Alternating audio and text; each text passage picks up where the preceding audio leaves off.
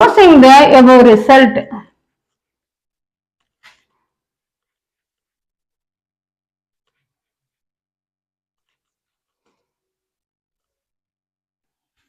the result என்ன equation கொடுத்திருக்காங்க z power n equal to 1.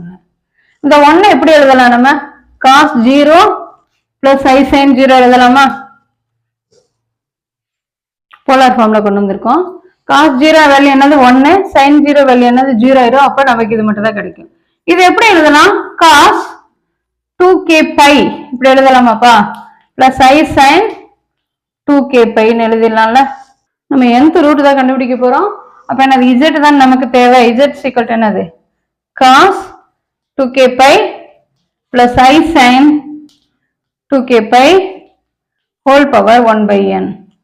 இந்த பவர்ல இருக்க உள்ள கொண்டு வந்துருவோம்லப்பா. equal to cos 2k pi by n plus I